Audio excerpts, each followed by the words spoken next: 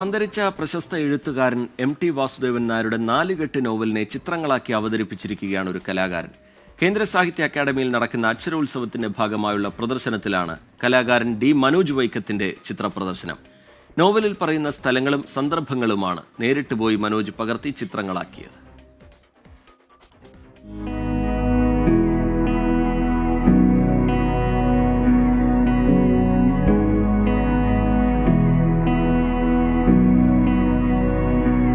എം.ടി. വാസുദേവൻ നായരുടെ നാലുകെട്ട് വായിച്ചവർക്ക് വേറിട്ട ഒരനുഭവം നൽകുന്നതാണ് പ്രദർശനം.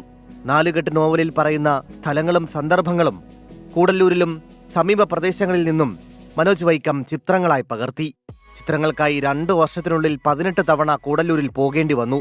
ഓരോ ചിത്രങ്ങൾക്കും ക്ഷമയോടെയുള്ള കാത്തിരിപ്പ്. എം.ടിയോടുള്ള ആദരസൂചകമായുള്ള പ്രദർശനത്തിന് വലിയ സ്വീകാര്യതയാണ് ലഭിക്കുന്നത്.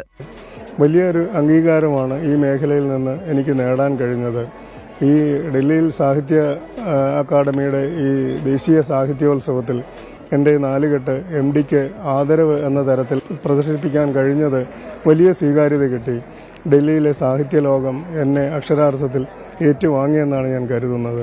നോവലിലെ തെക്കേപ്പാട് തറവാടും കുതിരപ്പറമ്പും കൂട്ടക്കടവും സർപ്പക്കാവും പള്ളിക്ക് മുന്നിലെ പൂതനയും തിറയുമെല്ലാം ചിത്രങ്ങളിലുണ്ട്. ഒ.വി. വിജയന്റെ ഖസാക്കിന്റെ ഇതിഹാസമായിരുന്നു ആദ്യമായി ദൃശ്യവൽക്കരിച്ചത്. ഇതിനോടകം 7 ചിത്രപരമ്പരകൾ പൂർത്തീകരിക്കാനും മനോജിന് കഴിഞ്ഞു. ആദ്യമായി ഒ.വി. വിജയന്റെ ഖസാക്കിന്റെ ഇതിഹാസം കൂടുതലായി ദൃശ്യവൽക്കരിക്കാനുള്ള സാധ്യത എനിക്ക് മനസ്സിലായത്. ഖസാക്കിന്റെ പശ്ചാത്തല ഭൂമിയായ തസ്രാക്ക് എന്ന ഗ്രാമത്തിൽ നിന്ന് ആയിരക്കണക്കിന് ചിത്രങ്ങൾ ഞാൻ ആ നോവലിലെ വരികൾ വെച്ച് ചിത്രീകരിച്ചു. ഇപ്പോഴും ഞാനത് തുടർന്നുകൊണ്ടിരിക്കുന്നു. ഖസാക്കിന് ശേഷം മയ്യഴി, സ്മാരകശിലകൾ, നാലുകെട്ട് എന്ന് തുടങ്ങിയ 7 പരമ്പരകളാണ് എനിക്ക് പൂർത്തീകരിക്കാൻ കഴിഞ്ഞത്.